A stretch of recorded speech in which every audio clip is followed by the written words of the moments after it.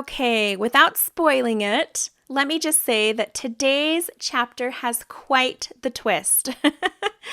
Lots of questions answered and some things that you might not have seen coming. It's definitely one of those chapters that leaves a little bit of a cliffhanger. This chapter goes through just about every emotion. We got some humor, some good laughs, some shock, and surprise. So don't worry, I'm going to work as quickly as I can to get next week's chapter out because I don't want to leave you waiting. So let's get reading. Chapter 21, Pie in the Sky. Is someone going to get the door? Realizing she was the only one home, Celeste's grandmother slowly made her way to the living room window where she peered through the blinds. "It's him!" she gasped with excitement and disbelief. My, after all these years.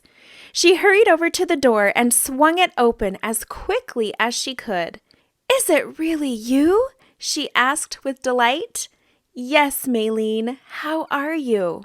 "Oh, Ezra!" She plunged forward and wrapped her arms around him with glee. "Words cannot describe how I'm doing right now." "No need for words, remember?" he laughed. "You know she's not here."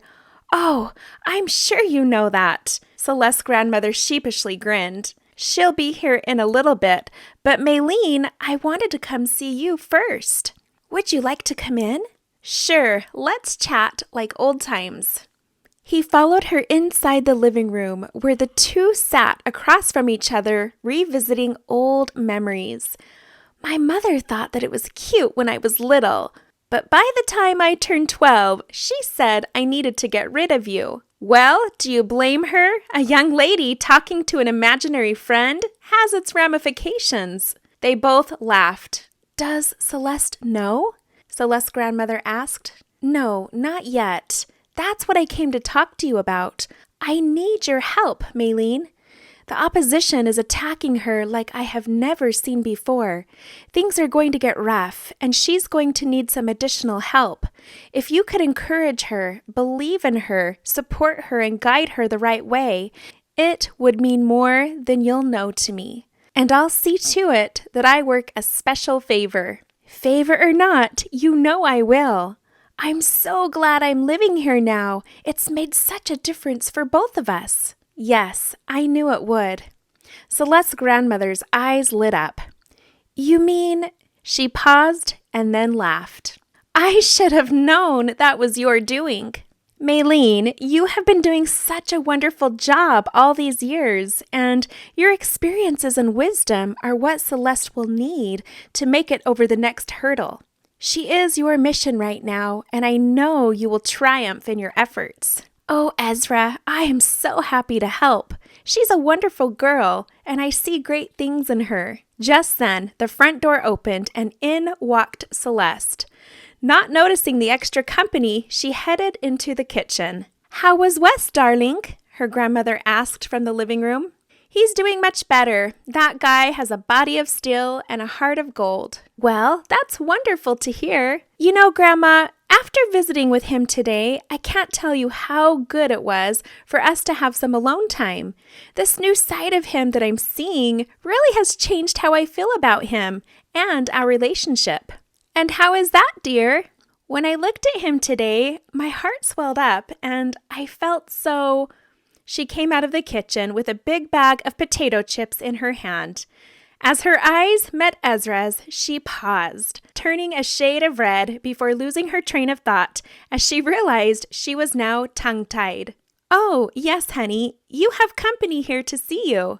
Her grandmother smiled. "Grandma, why didn't you tell me?" I'm so sorry, Ezra." She set down the chips and brushed her hands onto her pants. "Don't worry about it," he said. "I told you I would see you today, but I never gave you a time." "Well, I don't know about the two of you," her grandmother said, "but I'm getting pretty hungry. Celeste, I think your parents forgot about us tonight and are off having dinner somewhere else. What do you say I fix the three of us something to eat?" "I'd love that," Ezra replied.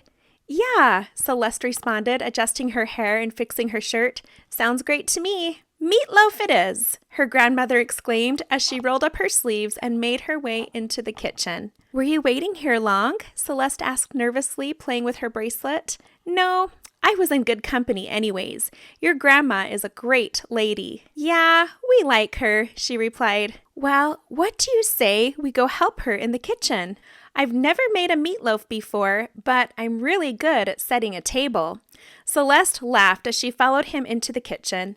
Making dinner with her grandmother wasn't her idea of a dream date, but for some reason she felt as though she had never had more fun. The three of them told jokes, laughed at their gourmet efforts, turned on the music and danced as they chopped onions, sliced bread, filled glasses, and folded napkins. It was going to be a fancy feast of meatloaf, green beans, and bread out on the patio. This was fine dining. "Now that I recall," Celeste's grandmother said as she cut into her meatloaf, "I believe your parents are celebrating their anniversary today. 25 years. Celeste smiled as she realized that it indeed was their anniversary. That smile faded quickly, however, when she remembered what she had witnessed earlier at the lake. How could her mother do such a thing, especially on the day of their anniversary? 25 years says a lot, Ezra replied. "When you marry the right person, it's not hard to fathom," said Celeste's grandma. "Herschel and I made it to 46 years before he passed away." "Grandma, how did you know he was the right person?" Celeste asked, anxious to learn her grandmother's wisdom. Her grandmother smiled at Ezra as she replied, "Oh, an old friend of mine helped me figure that out." "So, tell me about this Wes," Ezra replied. Stunned and a little embarrassed, Celeste looked at her grandmother, hoping for a bailout. "He's been a friend of the family for years. It's not what you might..." "Wes is a fine young man, handsome, witty, intelligent, and..." "Grandma!" Celeste yelled in a chastising tone while nudging her grandmother under the table. "Sounds like a great guy," Ezra said. "So, Ezra, how are things going at work?" Celeste asked, hoping to change the subject. "Well, that's why I came to see you tonight, Celeste. You see, things are going so well that they'll be transferring me this week. I'll be gone for a long time, but if all goes as planned, I'll get to come back." Celeste dropped her fork and cleared her throat. "How long?" she asked. "Anywhere from 2 to 6 years. 8 years tops. It's hard to say." As her heart sank, Celeste tried her best to hide her emotions. This just couldn't be happening. "That's such a long time. Will I get to see you? I feel like we haven't even had the chance to..." "To what, darling?" her grandmother asked. Celeste eyed her grandmother, letting her know that it was time for some space. Her grandmother cleared the plates and went inside. "Celeste, I knew I wouldn't be here long, and that's why I've kept my distance. I care about you, I really do, and I want you to know that. Every moment I've been able to spend with you has been worth it. Will I be able to contact you? Unfortunately, I can't give you a phone number or an email, but if I'm ever granted to visit, you know I will. Ezra, can I ask you something without you taking it the wrong way?" "Sure, what is it?" "This job of yours, does it really make you happy? I mean, with all you have to keep quiet about and no place to call home, is it worth it to you? Celeste, if you had the chance to alter the outcome of a terrible situation for someone you cared about, would you?" Celeste thought about her gift and Adam the day that he died. She then thought about Dr. Kramer. "Yes, of course I would. Well, that's kind of like my job. It's what I get to do every day. It's important work. It changes lives. I enjoy it very much, and I'm committed to doing it. And really, I could never let my boss down. If you knew him, you would understand." "No, I understand, I guess. I mean, just hearing that from you will put my mind at ease, even though I wish you could stay. You'll see me again, Celeste. There's no question about that. Now, enough about this melancholy conversation. I believe I see pie coming this way." Celeste's grandmother opened the door. "Don't tell your mother," she said as she set the peach meringue pie down on the table. "Wow," Ezra said with a smile. "That's some pie." "You are coming to the church bake sale tomorrow, aren't you?" Celeste's grandmother asked with a stern glance at Ezra.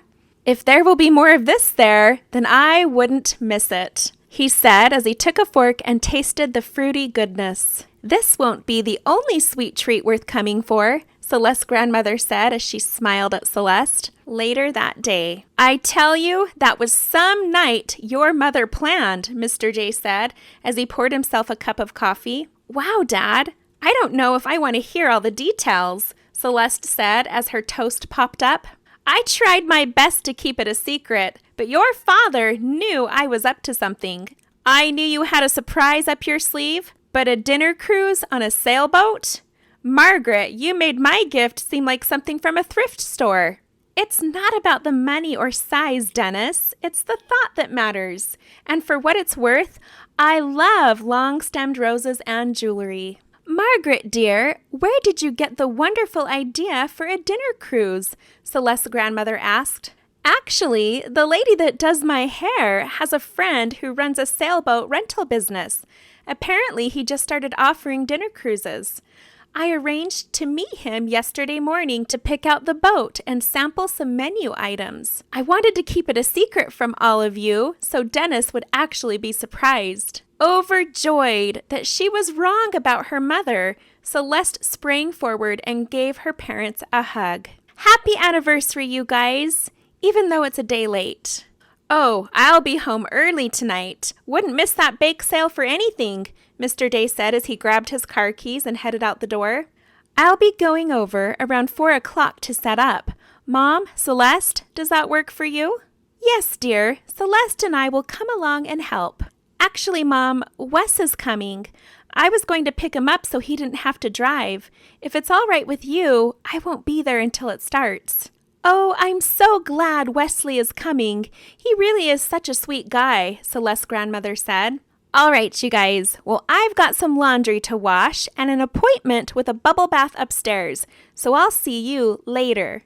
As Celeste made her way into the bathroom where the soothing tub of warm suds awaited, she knew this was going to be a good day. Later that day.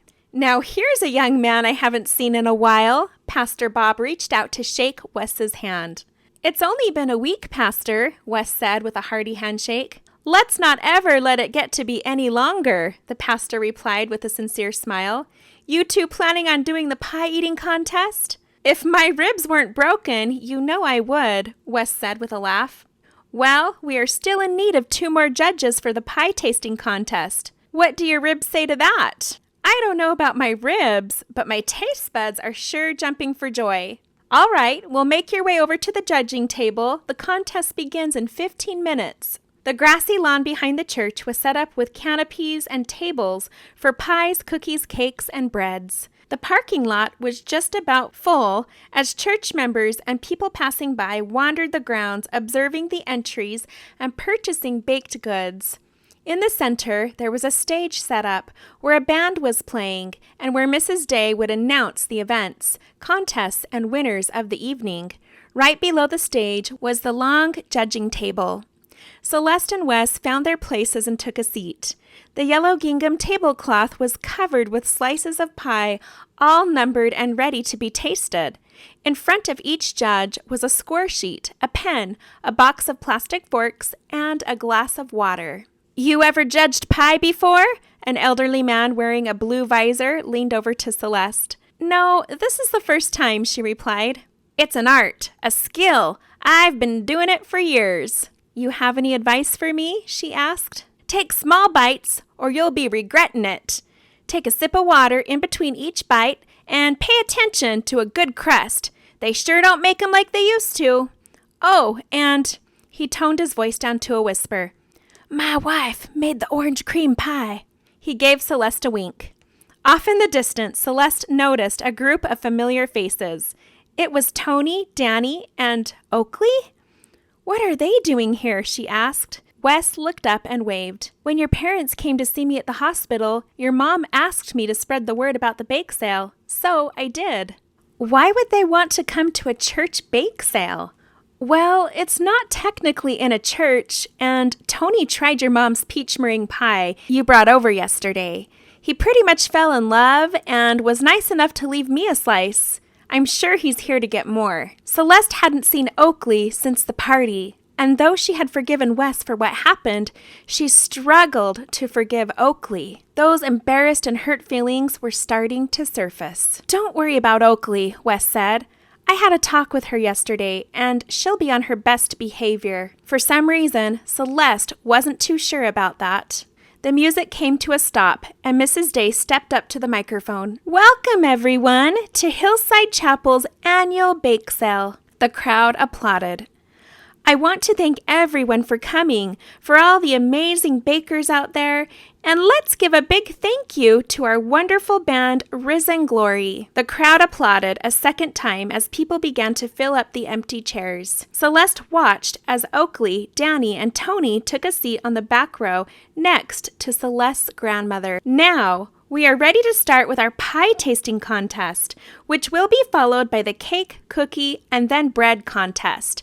Our judges will each comment on the dishes they sample, and then the winners will all be announced at the end. Also, the winners will each receive one of these wonderful gift baskets." Mrs. Day held up an enormous basket filled with baked goods, jars of homemade jams, and restaurant gift certificates that Mr. Day had donated. The crowd oohed and awed just for fun. Celeste looked up as someone caught her eye. Was that Ezra? She watched as she sat on the other side of Celeste's grandmother, followed by Celeste's father, who was holding up a camera. This was going to be interesting. "All right, let the tasting begin," Mrs. Day shouted into the microphone. Starting with the first number, each judge took a taste as Mrs. Day passed the microphone down the table, asking for their comments. "French silk. This makes me want to learn French," Wes said as he passed the microphone to Celeste. "I like that this pie isn't too rich. That's normally a pet peeve of mine. Kudos to the cook," Celeste said, passing the mic on. "I think she meant to say baker," said the elderly man as the crowd laughed. Celeste watched as her father stood up and came up to the very front row. Was he filming this? Whatever for? The pie tasting continued on to the 12th slice of pie. "I think our judges are getting full, but we saved the best for last. This is last year's winner, Miriam Steller's Country Apple Pie." A crowd applauded as Miriam, who was seated on the front row, stood up and waved her hand. "Wow, these are definitely blue ribbon apples. Miriam, can I adopt you for a grandmother?" Wes said as the crowd echoed with laughter. Miriam smiled and blew a kiss in his direction. Celeste bit into her pie. Something hard seemed to hit against her tooth. What was that? A rock? This wasn't a blue ribbon pie, more like a death sentence pie. She spit it out onto her plate, and the audience grew quiet. Her mother picked it up, examined it, dropped it into her glass of water, and cleaned it off before handing it back to Celeste. Celeste looked over at Wes, who was still holding the microphone, and watched as he nervously got down on one knee. She then looked back at the diamond ring she was holding in her hand. Shocked, she sat there in a trance as Wes took her hand. "Celeste Day, I know these past few weeks have been a roller coaster, but when I laid in that hospital bed over the weekend, the one thought that kept pounding through my mind was that life is too short, so spend it with the ones you love. And Celeste, I love you more than anything. I can't imagine going through life without you by my side. So I guess what I'm trying to say is, would you make me the happiest man in the world and marry me?" The crowd roared with applause and whistles as Celeste stood there in complete shock. She hadn't expected this at all. Being put on the spot like this in front of her family, church, and Ezra was not her cup of tea. She didn't know what to say. Was she ready to get married? What would Dr. Kramer say? Was Wes the one for her? What about Ezra? How could she be put in this position in front of Ezra? "Say yes, say yes," the crowd began to chant. Celeste could feel the pressure. She looked over at her father, who was recording every bit of this with his phone. He smiled and gave her a thumbs up. She looked to the back row at Ezra, who sat there calm and content. What was she to do? If she hesitated any longer, it would make the already awkward evening become even more awkward. She knew what she had to do in order to survive the moment. "Yes," she replied. Wes jumped up and threw his arms around her as the crowd stood to applaud. The elderly man took the mic. "Well, at this point, I don't think my opinion about Miriam's pie matters. Folks, what do you say we let these two lovebirds ditch this scene?" The crowd laughed and then continued to cheer and whistle as Wes escorted Celeste away from the stage. He led her to the back of the seating area where their friends and family waited to congratulate them. "Way to go, Wesley bro," Tony shouted while high-fiving his friend. "Did you guys know about this?" Celeste suspiciously asked. "Why else would you see me at a church bake sale?" Tony laughed. "And you guys?" Celeste turned to her parents. "Wes asked our permission when we visited him at the hospital. I couldn't be more proud to have him for a son-in-law," her father replied. "Oh, sweetheart." Celeste looked over to see Wesley's mother break through the circle. She extended her arms for a hug. "We are so happy for you two." Wes's father followed right behind. "No way," Wes shouted as he looked up. Celeste looked over at Ezra, who had just joined their circle. Her heart skipped a beat. Was Wes referring to Ezra? "So good to see you, man," Wes said as he extended a handshake to Ezra. This was getting stranger by the minute. "Everyone, this is the man who changed my life." Ezra smiled as he took a step back. "He offered me a ride home the other night when I wasn't quite in my right mind, and he gave me some advice that I'll never forget. Because of him, our dealership is giving away cars to families who need them. It's all because of this man right here." The group clapped their hands and patted Ezra and Wes on the back. In fact, this weekend, Channel 8 News is doing a story on it. "Friday night at my place, you're all invited to the viewing party." Everyone laughed, everyone except for Celeste. She couldn't help but keep her eyes on Ezra, who was being tapped on the shoulder by Oakley. Oakley motioned him to step away from the group, and she began talking to him in private, off to the side. She looked over at Celeste and smiled, then quickly turned back to Ezra. What were they talking about? Was Oakley going to lure him into her world of horribleness? Celeste felt so helpless and so trapped. What had she done? Why didn't she tell Wes she would think about it? Why did he have to do this in front of so many people where she felt obligated to say yes? Celeste wondered if this was the ending to her story. It certainly didn't feel like a beginning. She had dreamed of this moment all through high school, and now that it had happened, she wasn't too sure about it. As she looked around at how happy everyone was, she knew that now was not the time to spoil the fun. Again, her eyes turned to Ezra, who was still talking with Oakley.